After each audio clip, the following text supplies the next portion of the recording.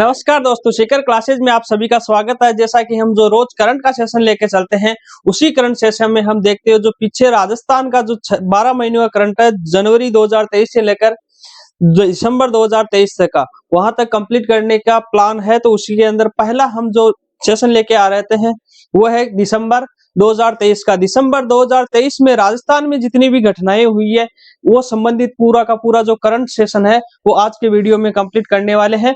तो लगातार हमारे साथ बने रहिए और देखते रहिए, आपके जो इम्पोर्टेंट क्वेश्चन है वो सारे के सारे कवर करने वाले हैं। तो चलो स्टार्ट करते हैं आज का सेशन। उसी में मोटिवेशनल थॉट को देखते हैं कि सफलता पाने का कोई गुड़ रहस्य नहीं होता। सफलता पाने का कोई गुड़ रहस्य नहीं होता, यह तैयारी, कड़ी मेहनत और असफलताओं का परिणाम होता है। सफलता पाने का कोई गुड़ रहस्य नहीं होता, यह तैयारी, कड़ी मेहनत और असफलताओं का परिणाम होता है। तो लगातार बने रहिए हमारे साथ और देखते हैं आज की क्लास स्टार्ट करते हैं। उसमें देखो आज का जो सबसे पहला क्वेश्चन आपके सामने है उसमें है राजस्थान पुलिस का साइबर हैकाथॉन आयोजन। राजस्थान पुलिस का साइबर हैकाथॉन आयोजन है वो 17-18 जनवरी 2024 में होगा। कब होगा? 17-18 जनवरी 2024 में किसका? राजस्थान पुलिस का साइबर हैकाथॉन आयोजन होगा। कहां पे होगा? 17 से 18 जनवरी 2024 के मध्य होगा। अब होगा कहां ये हमें बताना होगा।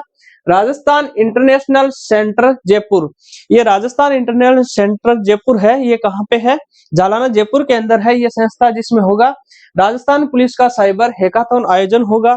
17 से 18 जनवरी 2024 में होगा। राजस्थान इंटरनेशनल सेंटर जयपुर में होगा, जिसके अंदर ये होगा कि जितने भी ये साइबर क्राइम होते हैं इनसे संबंधित पुलिस है वो अपने प्रयोग करेगी और बताएगी कि हम साइबर क्राइम से निपटने के लिए यहाँ तक काबिल है। उसी चीज को लेकर होगा। राजस्थान पुलिस का जो साइबर हैकाथॉन है वो आयोजन होगा 17 से 18 जनवरी 2024 को। कहाँ पे होगा? तो राजस्थान इंटरनेशनल सेंटर जयपुर में होगा। दूसरा देखिए, कोटा प्रदेश का पहला स्नेक पार्क खोला जाएगा। अब कोटा के अंदर क्या खोला जाएगा? ध्यान में रखना, राजस्थान में कोटा में राजस्थान का पहला स्नेक पार्क जो सांपू का पार्क है, स्नेक पार्क है, वो खोला जाएगा। कहाँ खोला जाएगा? कोटा के अंदर खोला जाएगा राजस्थान का पहला स्नेक पार्क। कौन सा स्नेक पार्क खोला जाएगा? कहाँ खोला जाएगा? कोटा के अंदर। तो देखिए आगे चलते हैं इसी कड़ी में। देखिए आगे है एम श्रीवास्तव बने हैं राजस्थान हाईकोर्ट के मुख्य न्यायाधीश। हमारे जो राजस्थान है उसके मुख्य न्यायाधीश है राजस्थान हाईकोर्ट जोधपुर है, उसके मुख्य न्यायाधीश कौन है? एम श्रीवास्तव। ये नाम ध्यान में रखा। अभी हाल ही में एम श्रीवास्तव को क्या बनाया गया है? राजस्थान हाईकोर्ट का मुख्य न्यायाधीश बनाया गया। किसे बनाया गया? एम श्रीवास्तव को मुख्य न्यायाधीश किसका बनाया है? राजस्थान हाईकोर्ट की। राजस्थान हाईकोर्ट की शाखा मेन पीठ है, मुख्य शाखा वो जोधपुर में है और दूसरी शाखा कहां पर है? जयपुर के अंदर है। एक नाम आया था नीना सिंह, इस नाम को ध्यान में रखना। ये नीना सिंह अभी हाल ही में चर्चा में आए हैं। तो ये क्यों चर्चा में है इसके बारे में देखते हैं। राजस्थान कैडर की आईपीएस है, जो पहली महिला है राजस्थान आईपीएस कैडर की महिला, इसीलिए ये नाम चर्चा में आया है। नीना सिंह जो पहली महिला है ऐसी है जो सीआईएसएफ की क्या बनी है? डीजी बनी है। हाल ही में सीआईएसएफ की सेंट्रल इंडस्ट्रियल सिक्योरिटी फोर्स है उसकी क्या बनी है? डीजी बनी है। तो पहली डीजी महिला डीजी बनी है। कौन बनी है? पहली महिला डीजी बनी है सीआईएसएफ की। कौन बनी है? नीना सिंह, जो किसकी है? राजस्थान कैडर की आईपीएस अधिकारी है, वो बनी है, इसलिए इसका नाम चर्चा में आया। ध्यान में रखना, पहली महिला अधिकारी बनी है राजस्थान कैडर की है आईपीएस नीना सिंह। किसकी बनी है? सीआईएसएफ की डीजी बनी है। आगे देखते हैं। देखो ऑनलाइन पोर्टल, अभी हाल ही में एक नाम ध्यान में आया था, online portal travel and leisure. ये एक संस्था है जो अपने सर्वे करती है अपने अलग अलग स्थानों का। उसमें घूमने के स्थानों में ऐसा आया है कि online portal travel and leisure ने वर्ष 2023 में देश में घूमने के लिए सबसे सुंदर 12 जगह, कितनी जगहों का? 12 जगह में राजस्थान का है वो 5वां स्थान है। अब जो अभी हाल ही में जो online portal travel and leisure ने सर्वे किया है उसके अंदर 2024 है, इसमें जितने भी घूमने की जगह उसने 12 डेस्टिनेशन ऐसे डिसाइड किए, 12 जगहों का नाम रखा है, जिसमें राजस्थान का कौन सा स्थान है? 5वां स्थान है। राजस्थान का कौन सा स्थान है घूमने के लिए 2024 में? 5वां स्थान। किसके अनुसार?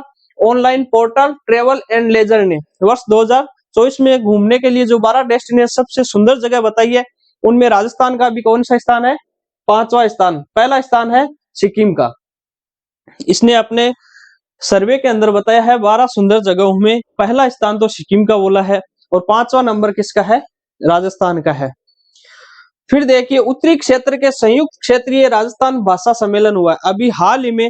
जो हमारा नॉर्थ रीजनल है, उत्तरी क्षेत्र है, उसका संयुक्त क्षेत्रीय भाषा राजभाषा सम्मेलन हुआ है।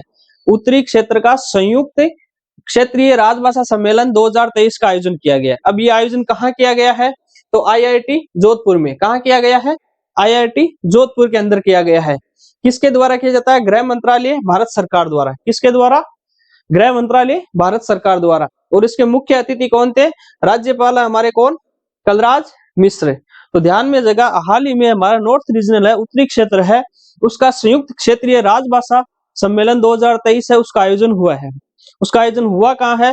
जोधपुर में। हमारे जो आईआईटी राजस्थान जोधपुर है उसके अंदर हुआ है। किसके द्वारा किया जाता है? तो गृह मंत्रालय के द्वारा। और मुख्य अतिथि उसके कौन बने? अतिथि राज्यपाल कलराज मिश्र बने हैं। उसके बाद में आगे चलते हैं।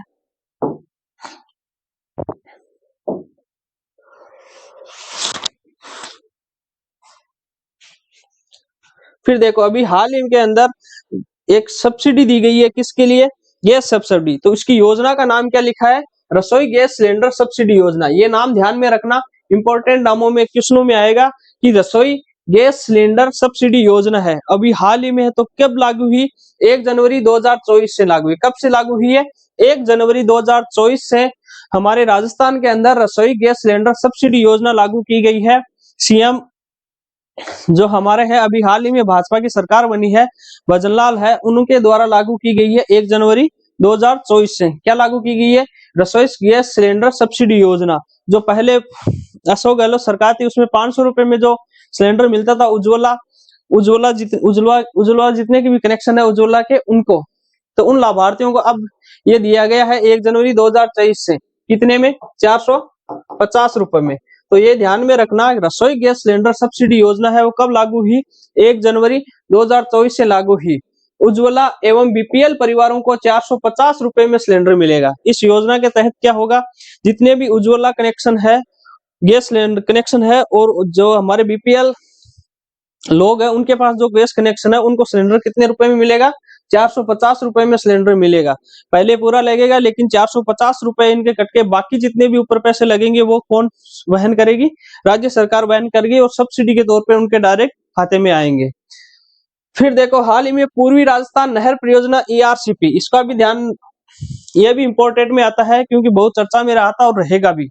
जो हमारी पूर्वी राजस्थान नहर परियोजना है जिसको ईआरसीपी कहा जाता है, उसका अभी हाल ही में राजस्थान सरकार और मध्य प्रदेश सरकार के बीच में समझौता हुआ है। समझौता हुआ है राजस्थान व मध्य प्रदेश के मध्य। इसका प्रोजेक्ट कितना है? 4500 करोड़ रुपए का। कितना है? 4500 करोड़ रुपए का प्रोजेक्ट है। प्रोजेक्ट को 3 चरणों और 7 वर्ष में पूरा करना है। जो समझौता हुआ है इसके अंदर ये हुआ था, जो ईआरसीपी है वो 3 चरणों में कंप्लीट होगी और 7 वर्षों के अंदर कंप्लीट होगी। कुल प्रोजेक्ट है अभी हाल ही में जो समझौता उसके तहत 45,000 करोड़ रुपए का समझौता है, जिसमें पहले ही गहलोत सरकार ने अपना फंड जारी कर चुकी है 6,900 करोड़ का। 6,900 करोड़ का तो वो कर चुकी है। बाकी जो फंड है 45,000 करोड़ का है वो इसी में शामिल है। तो देखिए अगला,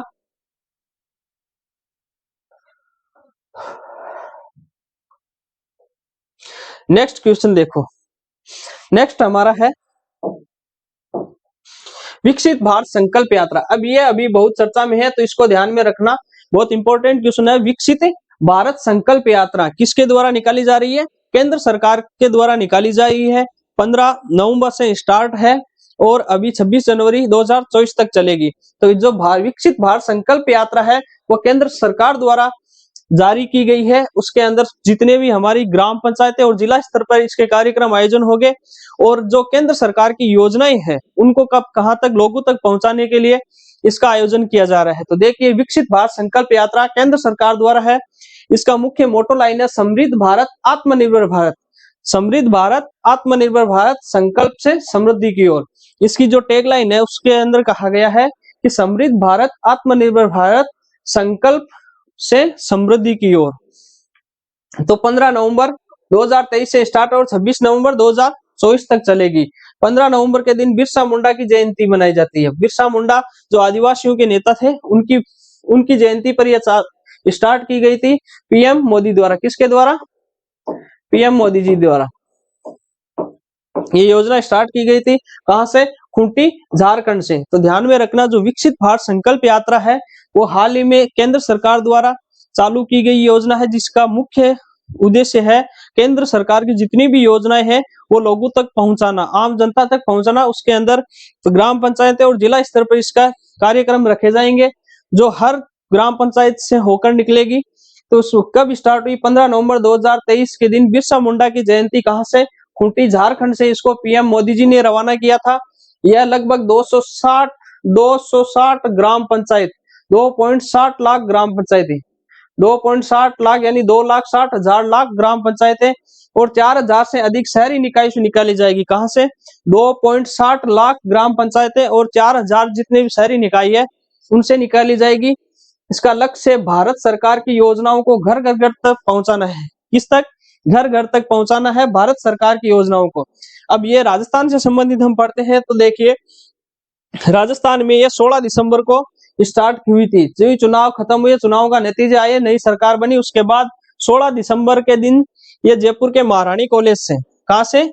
जयपुर में महारानी कॉलेज से पीएम मोदी जी द्वारा इनका क्या किया था? वर्चुअली उद्घाटन किया गया था। वर्चुअली उद्घाटन किसके द्वारा किया गया? पीएम मोदी जी द्वारा। तो राजस्थान में कब स्टार्ट हुई? 16 दिसंबर से जयपुर को महारानी कॉलेज से पीएम मोदी जी द्वारा इनका वर्चुअली उद्घाटन किया गया। तो इसको इंपॉर्टेंट क्वेश्चन में आएगा कि विकसित भारत संकल्प यात्रा है वो कब स्टार्ट हुई, कभी भी कैसा भी क्वेश्चन आपसे किया जा सकता है, उसके बारे में पूरी बातचीत हमने कर ली है। उसके बाद में आगे चलते हैं।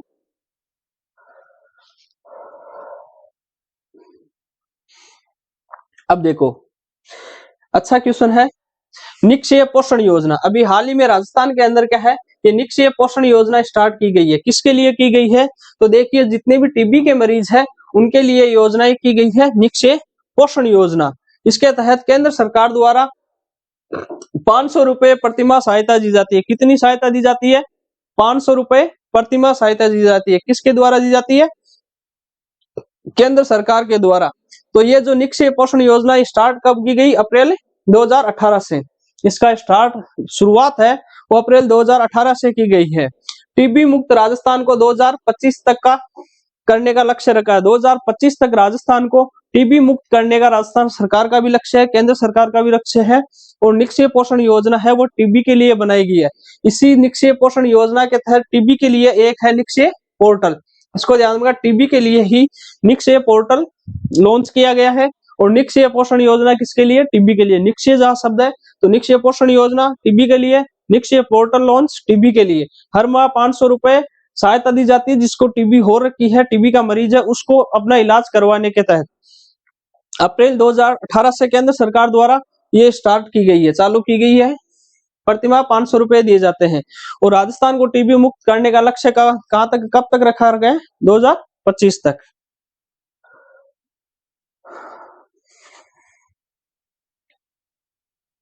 देखिए अगला, अभी हाल ही में राजस्थान से अभी हांगजू चीन के अंदर 19वें एशियन गेम्स हुए। 19वें एशियन गेम्स कहाँ हुए हैं? हांगजू चीन के अंदर अभी संपन्न हुए। हांगजू चीन में 19वें एशियन गेम्स है वो संपन्न हुए। तो राजस्थान के इसमें खिलाड़ी है उनके बारे में चर्चा करते हैं कि राजस्थान के। तो एक पहला है कि स्वर्ण पदक लेके आए थे। कौन? दिव्यांश पंवार। इसका नाम ध्यान में रखना, राजस्थान का खिलाड़ी है दिव्यांश पंवार, जो स्वर्ण पदक लाया था किसमें? 19वें एशियन गेम्स 2023 में, जो कहाँ हुए थे? हांगजू चीन में। जो 10 मीटर एयर राइफल टीम में है, 10 मीटर एयर राइफल टीम है, उसका सदस्य था दिव्यांश पंवार, जो राजस्थान से था और स्वर्ण पदक लेके आई थी। दूसरा देखिए, रजत पदक लेके आए अर्जुन लाल जाट। ये नाम ध्यान में रखना, अर्जुन लाल जाट है वो रजत पदक लाके आए थे किसमें? नौकायान में।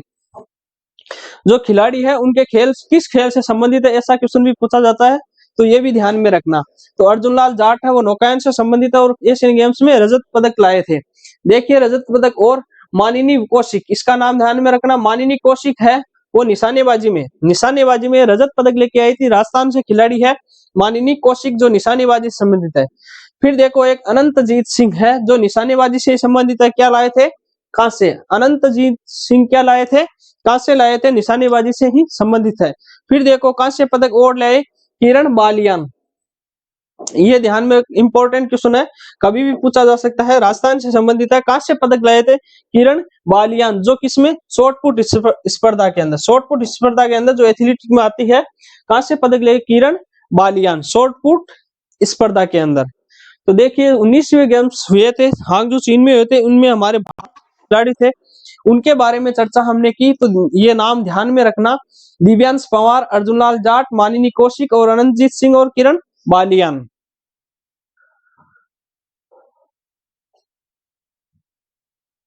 फिर देखो गेम से संबंधित देखते हैं, तो अभी हाल ही में जो हम देखते हैं जनवरी 2023 के अंदर हुए थे खेलो इंडिया यूथ गेम्स। खेलो इंडिया यूथ गेम्स 2023 कहाँ हुए? जनवरी 2023 में हुए थे। तो इसमें जो प्रथम राज्य रहा था वो कौन था? महाराष्ट्र रहा था। दूसरे स्थान पे कौन था? हरियाणा रहा था। और तीसरे स्थान पर मध्य प्रदेश रहा था। तो ये नाम थे खेलो इंडिया यूथ गेम्स 2023 की पदक तालिका में पहले स्थान पर कौन था? महाराष्ट्र, दूसरे स्थान पे हरियाणा और तीसरे स्थान पर मध्य प्रदेश। अब हम देखते हैं राजस्थान से संबंधित, तो राजस्थान का स्थान कौन सा था? चौथा स्थान था। राजस्थान ने अपने आप में 4th स्थान प्राप्त किया था खेलो इंडिया यूथ गेम्स 2023 में, जिसमें राजस्थान के पास 19 तो गोल्ड थे, स्वर्ण पदक कितने थे? 19, और सिल्वर रजत पदक कितने थे? रजत पदक है वो 10 थे, और ब्रॉन्ज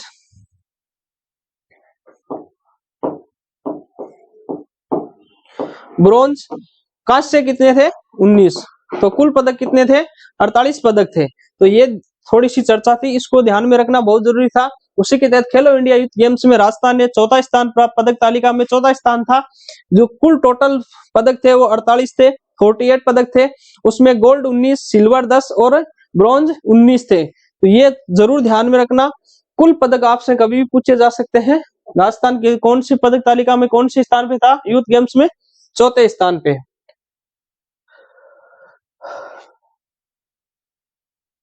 अगला देखिए, अगला क्वेश्चन है खेलो इंडिया पैरा गेम्स। इंपॉर्टेंट लगा लो चाहिए, आपसे क्वेश्चन पूछा ही जाएगा, क्योंकि खेलो इंडिया पैरा गेम्स है भारत में पहली बार हुआ है। खेलो इंडिया पैरा गेम्स है भारत में कब हुआ है? पहली बार। अभी हाल ही में दिल्ली में संपन्न हुए हैं 10 दिसंबर से 17 दिसंबर 2023 के मध्य। 10 दिसंबर से 17 दिसंबर 2023 के मध्य हाल ही के अंदर दिल्ली में संपन्न हुए हैं खेलो इंडिया पैरा गेम्स 2023। तो इसमें प्रथम फर्स्ट स्थान पे कौन रहा था? हरियाणा रहा था 105 पदक जीतकर। कितने? 105 पदक। पदक तालिका में पहला स्थान किसका था? हरियाणा का था, और वो कितने? 105 पदक। दूसरा स्थान है वो उत्तर प्रदेश का था, उत्तर प्रदेश है वो खेलो इंडिया पैरा गेम्स में दूसरे स्थान पे था, और तीसरे स्थान पे था तमिलनाडु। थर्ड रैंक किसकी थी पदक तालिका में खेलो इंडिया पैरा गेम्स में? तमिलनाडु की। तो राजस्थान के बारे में हम चर्चा करते हैं, तो राजस्थान कितने नंबर पे था? 6ठे नंबर पे। राजस्थान की कौन सी रैंक थी? 6th रैंक थी। राजस्थान ने स्वर्ण पदक जीते थे 10, रजत थे 20 और कांस्य थे 13, और कुल 43 पदक जीते थे। तो इसको जरूर ध्यान में रखना, आपसे पूछा जा सकता है राजस्थान के किसी भी एग्जाम में, ये टारगेट किया जा सकता है कि अभी हाल ही में जो पहली बार हुए खेलो इंडिया पैरा गेम्स, जो पहली बार हुए दिल्ली में संपन्न हुए 10 से 17 दिसंबर 2023 के मध्य, जिसमें राजस्थान की 6वीं रैंक थी। उसके अंदर कुल पदक 43 थे, जिसमें स्वर्ण पदक थे 10 से 20 रजत पदक थे और कांस्य पदक थे 13। इसको आपसे कभी भी एग्जाम में इसके बारे में टारगेट किया जा सकता है, बहुत ध्यान से इस चीज को देखना और अपने जहन में उतार लेना। अगला प्रोग्राम देखते हैं कुछ।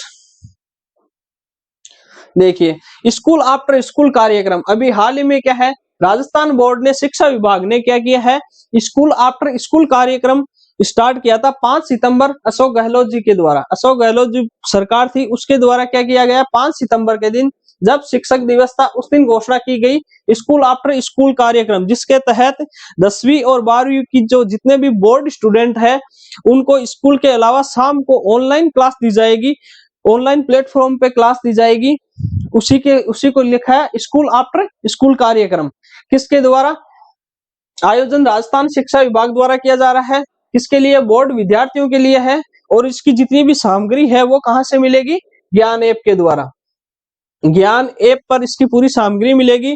बोर्ड क्लासों के लिए अलग से, स्कूल खत्म होने के बाद घर पर ऑनलाइन प्लेटफॉर्म पर बोर्ड कक्षाओं को तैयारी करवाने के लिए स्कूल आफ्टर स्कूल कार्यक्रम राजस्थान सरकार में किसके द्वारा? राजस्थान शिक्षा विभाग द्वारा 5 सितंबर के दिन, शिक्षक दिवस के दिन अशोक गहलोत द्वारा घोषणा की गई थी। तो अब देखिए, एक बीकानेर हाउस अभी चर्चा में रहा था। बीकानेर हाउस तो क्यों रहा? क्योंकि जो बीकानेर हाउस है वो राजस्थान का है और कहाँ पे है? दिल्ली में है। दिल्ली के अंदर है बीकानेर हाउस, राजस्थान। इसने यूनेस्को अवार्ड 2023 से सम्मानित किया गया। अभी हाल ही में जो यूनेस्को अवार्ड मिले थे उनमें बीकानेर हाउस को भी सम्मानित किया गया। बीकानेर हाउस कहाँ है? दिल्ली के अंदर है, राजस्थान के लिए है। राजस्थान का है, दिल्ली के अंदर, इसलिए चर्चा में रहा था। यूनेस्को अवार्ड 2023 से सम्मानित किसे किया गया है? तो बीकानेर हाउस को किया गया है।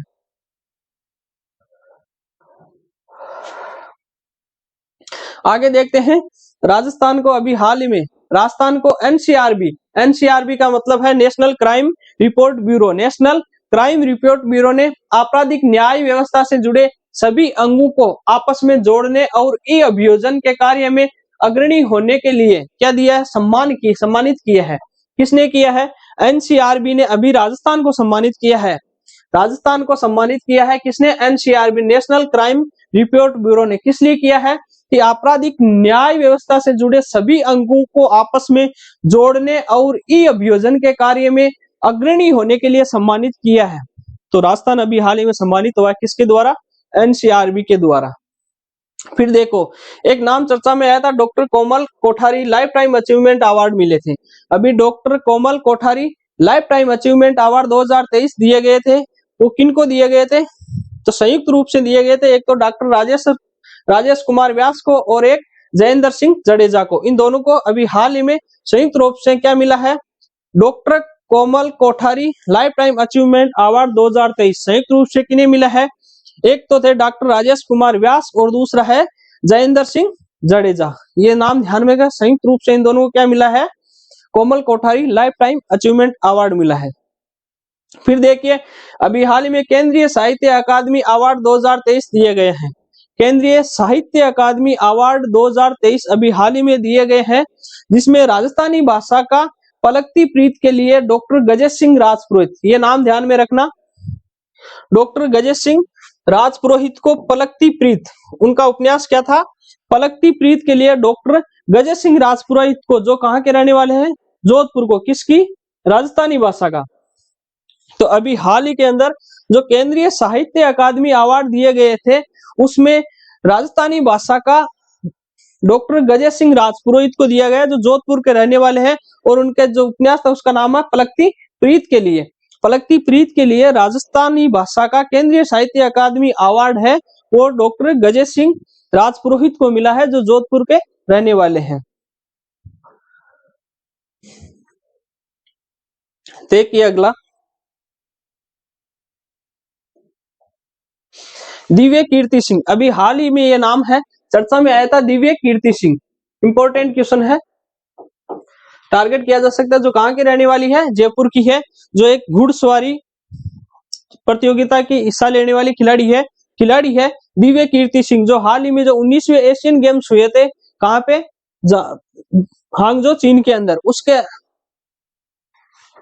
एशियन गेम्स में स्वर्ण पदक टीम स्पर्धा घुड़सवारी में, ये ध्यान में रखना, घुड़सवारी इनका गेम्स है जिसमें क्या जीता है? स्वर्ण पदक जीता है टीम स्पर्धा के अंदर। ये उस घुड़सवारी टीम की हिस्सा थी। कौन थी? दिव्य कीर्ति सिंह, जो एशियन गेम्स में स्वर्ण पदक जीता था। उस टीम ने पहली बार इंडिया में ऐसा हुआ था कि एशियन गेम्स में स्वर्ण पदक जीता है घुड़सवारी टीम स्पर्धा के अंदर, जिसकी खिलाड़ी थी एक दिव्य कीर्ति सिंह, जो जयपुर की रहने वाली है, जिनको हाल ही में क्या मिला? अर्जुन अवार्ड 2023 से नवाजा गया है। ये ध्यान में रखना, दिव्य कीर्ति सिंह को अर्जुन अवार्ड 2023 से नवाजा गया है, जो एशियन गेम्स में स्वर्ण पदक जीत कर लाए थे। टीम स्पर्धा में थी घुड़सवारी के अंदर, जिन्होंने अभी हाल ही में राजस्थान चुनाव आयोग ने क्या है? इन्हें अपना आइकॉन नियुक्त किया है। तो राजस्थान चुनाव आयोग का आइकॉन नियुक्त किया गया, वो कौन है? दिव्य कीर्ति सिंह। जो हाल ही में किससे संबंधित है? खेल उनका कौन सा है? घुड़सवारी है। टीम स्पर्धा में उन एशियन गेम्स में क्या है? स्वर्ण पदक लेके आई थी। राजस्थान चुनाव आयोग ने इन्हें क्या बनाया? अपना आइकॉन बनाया है। और अर्जुन अवार्ड 2023 से सम्मानित होने वाली खिलाड़ी है। अर्जुन अवार्ड 2023 से सम्मानित होने वाले खिलाड़ी कौन है? दिव्य कीर्ति सिंह। और इन्हीं के साथ एक ध्यान रखिए, महावीर प्रसाद सेन। महावीर प्रसाद सेन है, उनको द्रोणाचार्य पुरस्कार 2023 से नवाजा गया है। द्रोणाचार्य पुरस्कार 2023 से नवाजा गया है किनको? महावीर प्रसाद सेन को, जो क्या है? एक खेल प्रशिक्षक है। जितने भी कोच होते हैं उनको किस में दिया जाता है? द्रोणाचार्य पुरस्कार दिया जाता है। उसके अंदर 2023 का जो राजस्थान के है महावीर प्रसाद सेन है, इनको क्या मिला है? द्रोणाचार्य पुरस्कार मिला है, खेल प्रशिक्षक को है।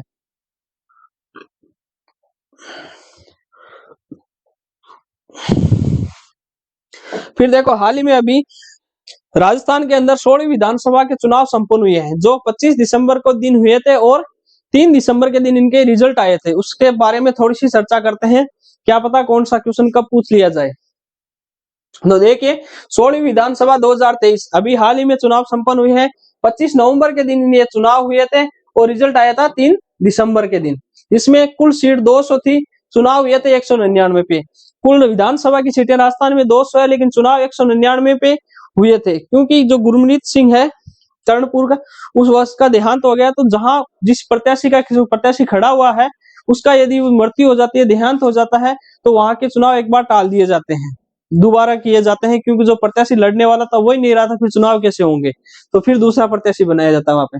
तो 25 नवंबर के दिन चुनाव हुए थे, 3 दिसंबर के दिन रिजल्ट आए थे। कुल सीटें 200 थी और 199 पे चुनाव हुए थे। कर्णपुर सीट है गंगापुर की, उसको वे कब होंगे? अभी 5 जनवरी को, कल चुनाव होंगे 5 जनवरी के दिन कर्णपुर सीट पर। बहुमत किसको मिला है? बीजेपी को। बहुमत बीजेपी को 115 सीटें मिली है। कितनी? 115 सीटें बहुमत बीजेपी को मिला है।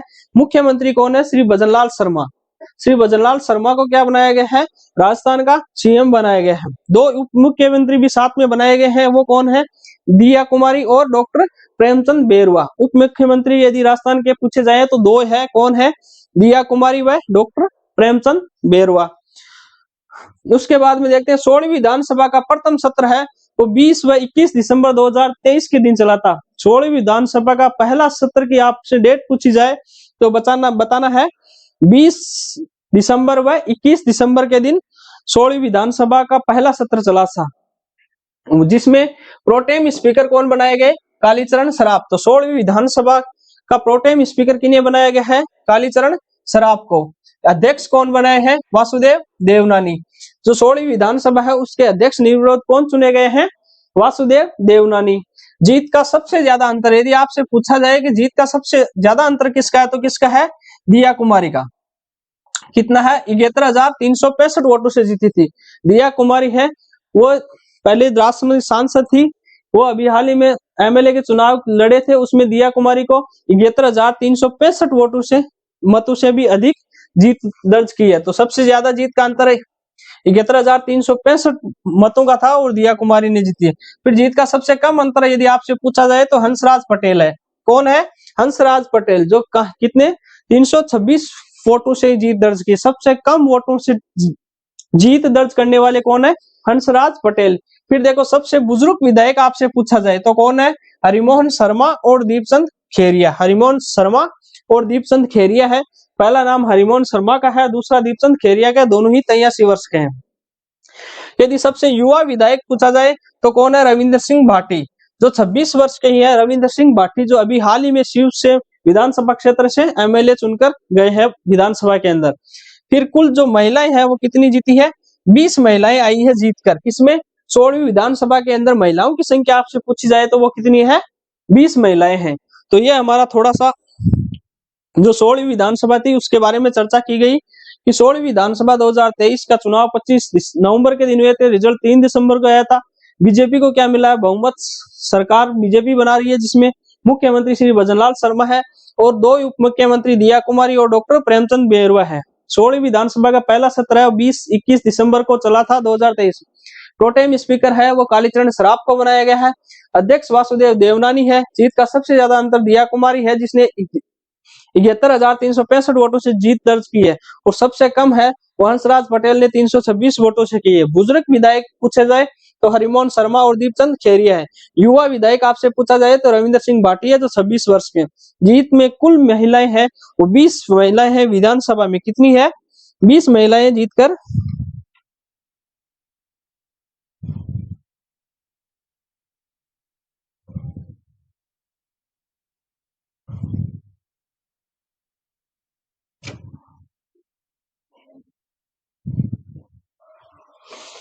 कितनी महिलाएं जीतकर? 20 महिलाएं हैं। चलो नेक्स्ट देखते हैं। अब देखो कुछ दो बातें हैं और अब वो देखते हैं, फिर आज की क्लास हम यही कंप्लीट करेंगे। तो देखिए बाकी कल कर लेंगे। तो देखिए अंतरराष्ट्रीय ऊंट वर्ष 2024 घोषित किया गया। यूनेस्को द्वारा हाल ही में क्या किया गया है, जैसे 2023 बाजरा दिवस घोषित किया गया था, उसी साल हर वर्ष एक किसी को संरक्षण करने के लिए, बढ़ावा देने के लिए क्या किया, घोषणा की जाती है संयुक्त राष्ट्र संघ द्वारा। तो संयुक्त राष्ट्र संघ द्वारा घोषित किया गया अंतरराष्ट्रीय ऊंट वर्ष है वो 2024 को अंतरराष्ट्रीय ऊंट वर्ष घोषित किया गया। 2023 क्या था? बाजरा दिवस था, बाजरा वर्ष था। फिर देखिए India S best award 2023, India best award 2023 की घोषणा की गई। उसके अंदर राजस्थान को क्या मिला है? Best domestic destination state award दिया गया है। इंडिया बेस्ट अवार्ड 2023 की घोषणा की गई, उसके अंदर राजस्थान को क्या मिला है? राजस्थान को क्या मिला है?